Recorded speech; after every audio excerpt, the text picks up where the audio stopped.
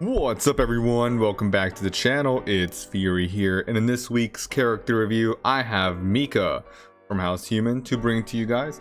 She is currently debuting in the Emerald Seals event this week, so as a lot of folks start building her up, we want to try and find out what would be some good setups to use in PvP as well as a little bit of PvE builds, but we mainly want to see how we can build her up, what kind of antiques we can use, and just talk about her skills a little bit. So stay tuned because we're starting now. I wanna be immortal, like a god in the sky. I wanna be a silk flower. So here she is. It does feel just like yesterday that she was just being released in a capsule event with Von Helsing, but Mika has an extraordinary look to herself. Almost looking like Ning Wang, but who are we to know? So here we are. Mika is a warrior from House Human, and she packs a lot of tanky punch, if I don't know what I mean. She's very solid for taking in opponents' hits. Building her attack over time, she can live up to being one of those dependable girls that lives throughout the battle. So let's dive right into her skills and see what exactly we're working with. Starting with Crystal Rage. This will be her active skill where she... this definition here, let the suffering come forth. Mika uses a fierce attack to attract enemies' attention. So what this will do is do twice the attack damage, or like she's hitting the back line twice, for 420% of attack damage. As you can see, I have elite skill activated, so it's jumping up a little bit. I added an extra 40%, which is quite nice, but it's 420 attack to all backline enemies, and it's done twice. Thereafter there is a chance to CC or taunt the enemy targets for 50% chance. I did also use the elite skill that ups it up to 60%, which I'm very happy for. And then increases her own damage depletion by 20% for 2 rounds. Damage depletion, which affects all type of, let's say all damage reduction, in that case where HP percent damage, attack percent damage, damage over time, and all sorts of other passives are reduced by that 20%. So it's quite nice because two rounds until she then tries to activate another active skill to keep the damage depletion going. And then Taunt is an interesting CC effect.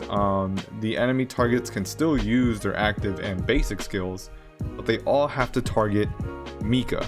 And normally when we see them taunted, they're going to get that little like red asterisk star that anime characters are known for, where Mika has pissed them off, and now they want to hit Mika, of course. So all skills like basic, actives, and passive skills will all be targeted towards Mika, and it's very fun to see. Sometimes we'll have Apate get taunted right at the beginning of the round if we're using like a speed Mika, where she will then do her full attack where she normally targets 4 enemies, and she will only target Mika and only tag a resonance mark onto Mika only, saving the rest of our team being able to use their active skills, which is quite nice. And it's fun to see in battles, and just a nice little turning point early in the game, since Mika has another very interesting skill, which we'll get to right now.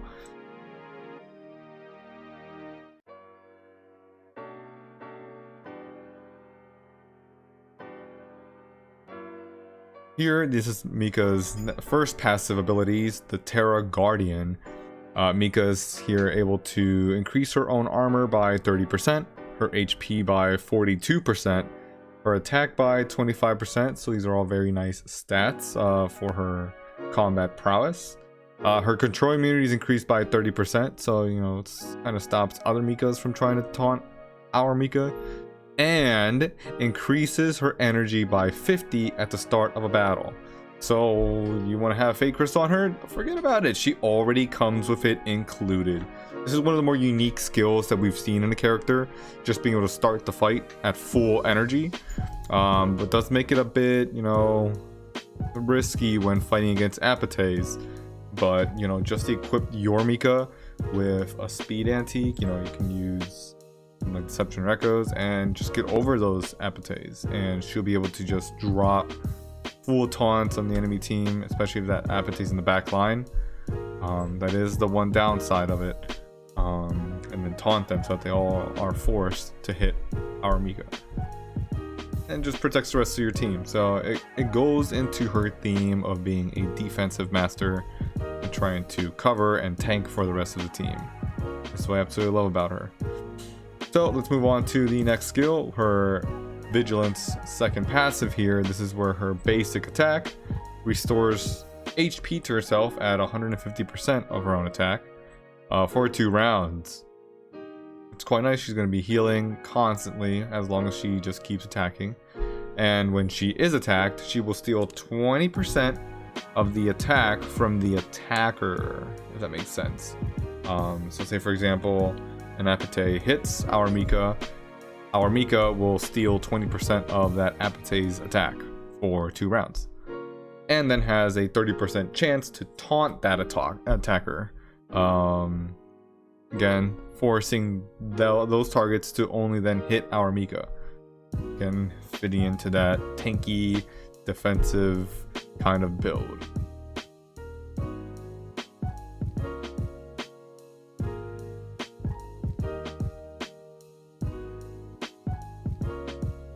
And then over here, lastly, the Mighty Mission passive, no more hesitation.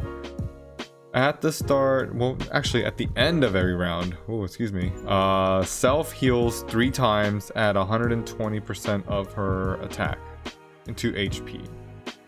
So that's quite nice, makes her a little tanky if she's always taking damage from like enemy Nephilums or, you know, being targeted by Vivian's Galaxy Link. She can try to stay ahead of it by just healing. And then starting from the 3rd round, at the end of each round, after the 3rd round I should say, removes all control effects from herself, so she's no longer taunted, no longer frozen, petrified, terrorized, silenced, you name it. And then she's able to increase her crit damage by 50% and gains Berserk.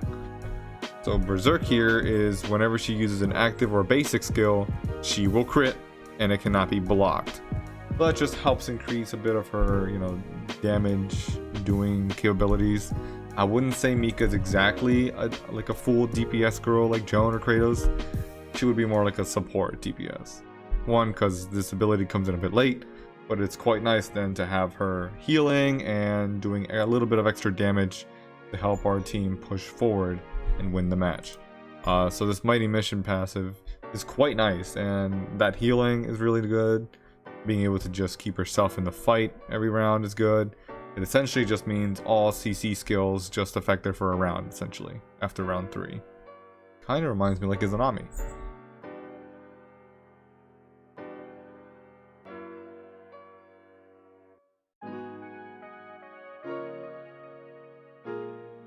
But that's the skills we have here. We can sort of begin to picture that we want to have Mika perform a bit of like a support DPS role and also support CC role, where the rest of our girls are free to continue doing their own attacks and passives while we try to disrupt the enemy team's current strategy. So let's see how we want to sort of fit her out. For our PvP crystals, looks like the option I like the best is speed HP.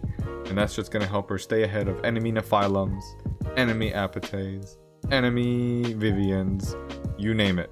They'll all have to sort of hit our Mika first before they hit the rest of our team, if we can taunt them when they are in the back line. So this is the crystal I like the best, and what best goes with it. As sort of a free-to-play option, I like Holy Grail. It's going to give her 66 more speed, more HP, and more attack, which means she's going to heal more and be able to do a bit more damage with that crit damage after round 3 when she goes Berserk. I absolutely love this. This antique is quite nice for her. The pay to win options though, you're going to want to be using Echoes, or Deception. And that just makes her even more tankier, gives her even more speed. You name it, she's going to be doing a bunch of damage and a bunch of healing and a bunch of disruption. Just staying ahead of those appetites, it's quite nice. But our option here on this account is just going to be that Holy Grail. Although I can also consider using Umbrella if I'm facing a lot of CC users, you know, like a Psychic that wants to stun me early in the round. I could also consider using Kagura Bell if I want to make her a bit more, I would say, a bit more aggressive and have some of that immune control. But I tend to like that Holy Grail. It's just perfect. The best antique though that you can consider using for her, if you want to keep her in a tanky role, is going to be Eternal Dawn.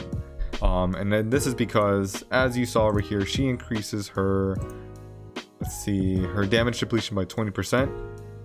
She's already going to have a good amount of damage depletion from the Eternal Dawn. Let's go over here to the bag, look at the antiques, go to collection.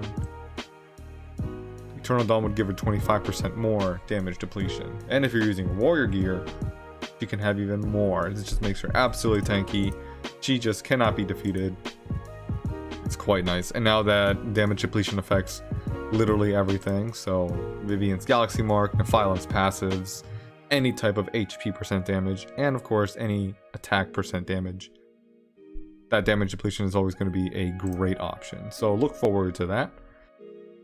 In PvE, you have multiple options for our Mika, but as you saw here, I like attack, and this is because of that Berserk skill where she will always crit and boost her own crit damage.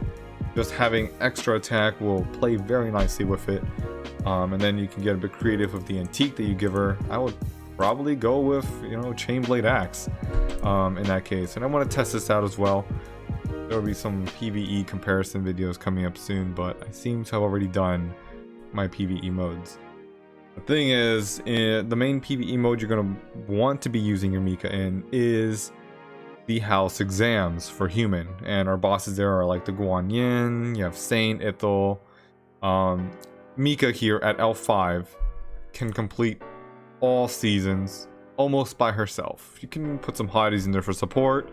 You can use your rogue if you like, but just about solo, Mika is able to complete each one on her own. And I actually use this setup, just speed HP, the Grail, and threw her in there, but I had rogue in there too, so, you know, kind of quickened it up. I might do another comparison video just with what type of girls complete different house exams. But, you know, just know that your investment into Mika is going to earn you that human frame every single week, or like by week, that the house exams come around. So definitely keep that in mind. And again, with the attack, I could use the Kagura Bell, but I think Chainblade Axe will probably be the better option, or even Soul Destruction to give her even more crit damage, give her precision, and another flat attack boost. So yeah, I wouldn't really give her Thorn's Heart just because she's always going to be critting. But for the attack and the crit damage, you know, it's not a bad choice if that's what you got. Yeah, so we have that to look forward to. For her class gear abilities, let's actually go make gear. I'm actually going to take from this event the class set. Alright, and I'll just grab warrior gear, why not? Take that. We'll take that. We're going to be making ourselves a pink warrior gear level 1. So this is also going to dub as a bit of like a demonstration of how tech innovation works. So let's see here. We want to give ourselves a pink set. So we need to filter, hit warrior 1. Look at that, it's even walking us through. Since I want to make myself my first pink set here for the warrior class. Ooh, I should probably take it off of our Mika. Yep, it's unequipped.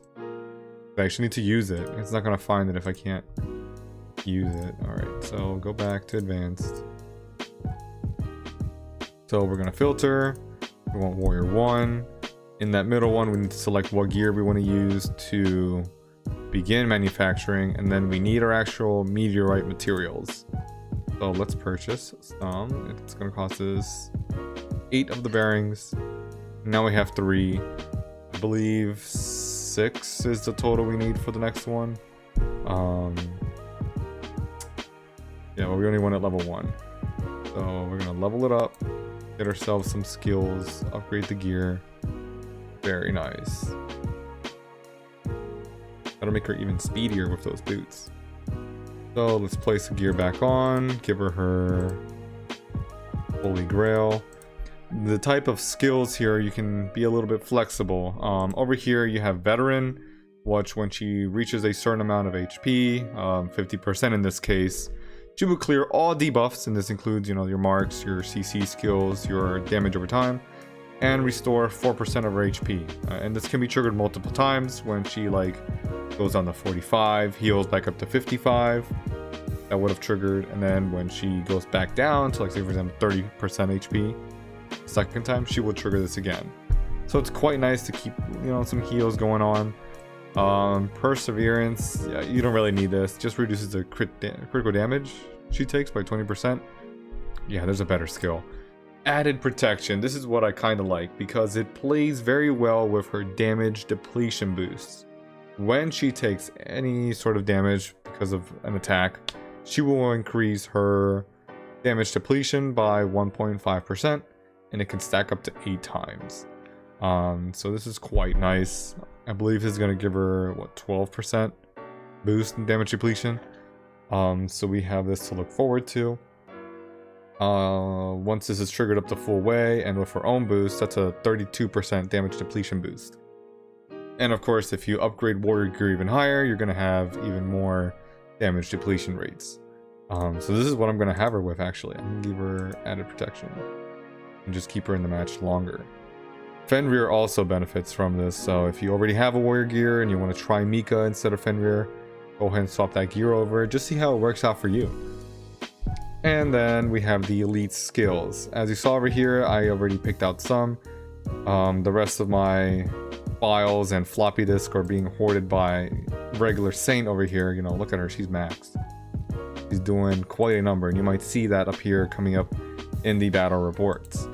But Mika, we really want to have Crystal Rage as our first one, just because she's going to be starting the match immediately with energy, and if she's faster than the enemy Apates, that back line is going to eat a 60% taunt chance, and she's going to increase her damage depletion by 22%, which is even better than the 20%. So that's going to up us up to 34, thanks to our Warrior Gear. And then, you know, add some more damage to herself. It's 420 going up to 460. Crystal Rage immediately. Just upgrade this as soon as you get the chance. Next, though, Vigilance adds another good one. This is like her passives when she's getting hit at the end of each round, or at the... Oh, okay, when she does her basic attack, healing 162% of her total attack, which is quite nice. But when she is hit, she steals 22% attack from the attacker that's trying to hit her, and she will taunt them up to a 35% chance, which is originally a 30% chance. So, you know, I'll take those extra rates. Finally, we have the last two, which can be interchangeable.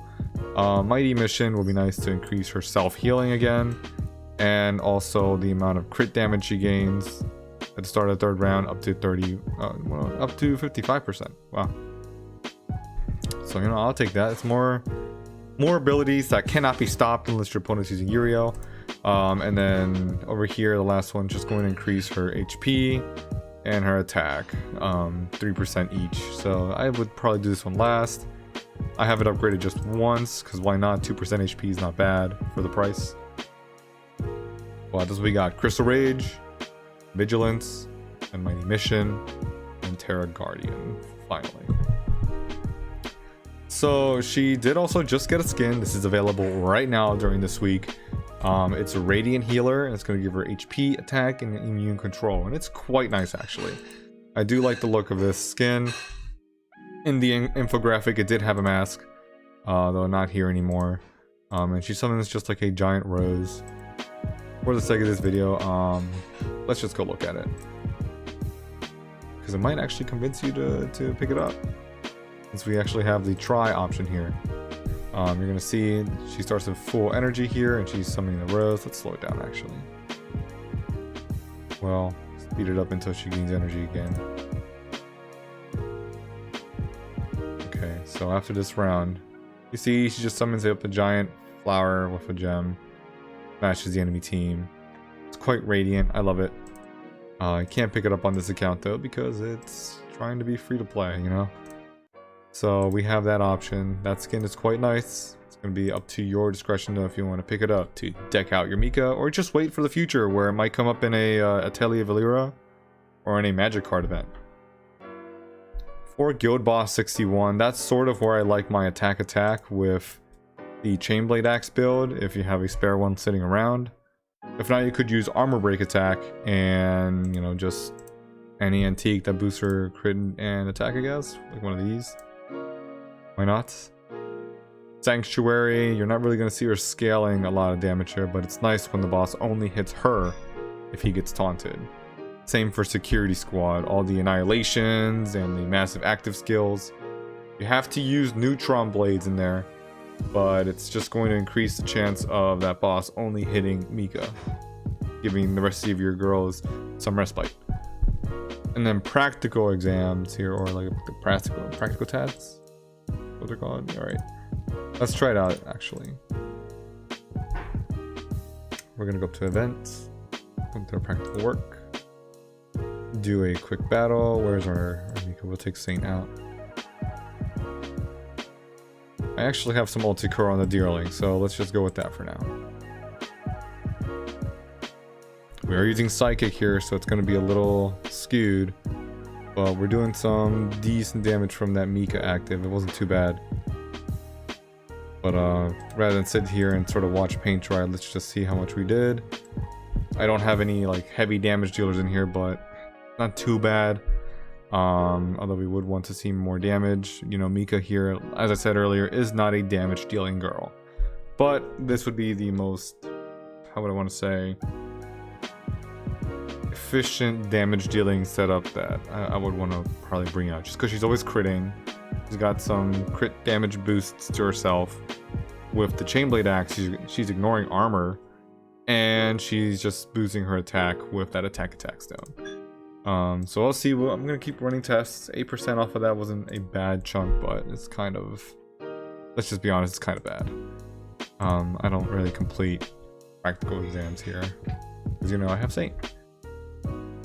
The PvP strategies versus Vivian and Phylum though is that Mika is able to stay up and keep up with the damage they do passively from their marks, being the Galaxy Link or the Equilibrium, and, you know, just heal and still be able to scale pretty well with her attack based damage, being able to crit, being able to do some self buffs to herself, and then also just stay out on the field a long time with that damage depletion.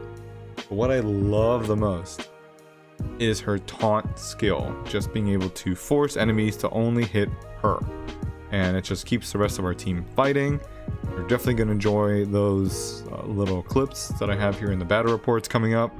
It's just quite nice when the Nephilim and the Apates just ignore the rest of your team and only hit Mika, sort of diminishing their full scope of abilities. So, of course, if you're building up your own Mika, be sure to let me know how you're building them down, how she's performing for you, and if you're really enjoying her as being one of your front six for your main team. I'd totally love to hear that. And if you enjoy the information being brought to you in this video, I definitely appreciate a like or a subscribe, just so you keep up with any future updates. Of course, remember, happy gaming.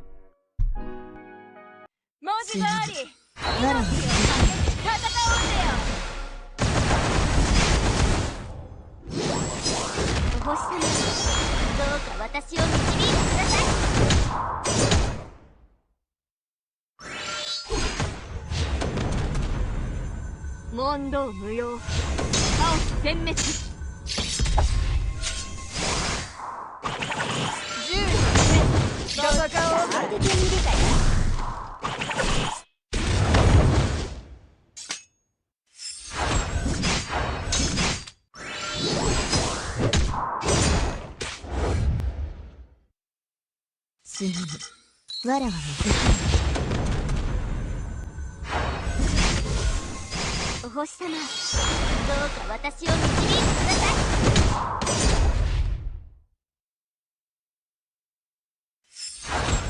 い。問答無用。カオス殲滅の剣。どうぞ当ててみるかよ。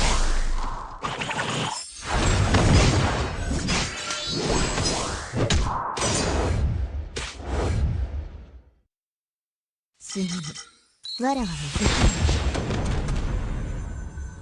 お星様、どうか私を導いてください。問答無用。カオス殲滅の剣。どっちか当ててみるか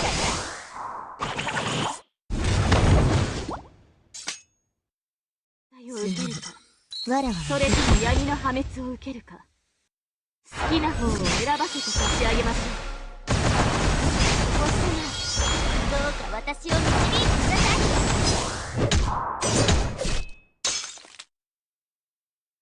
問答無用。カオス殲滅。銃と剣、どっちか当ててみるかよ。そこをどきなさい。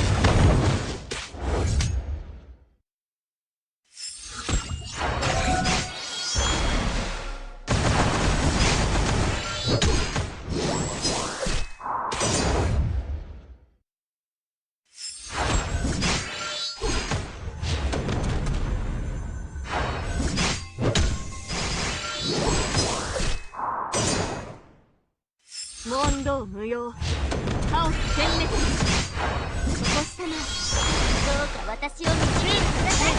どうぞ当ててみるかよ。そこをどきなさい。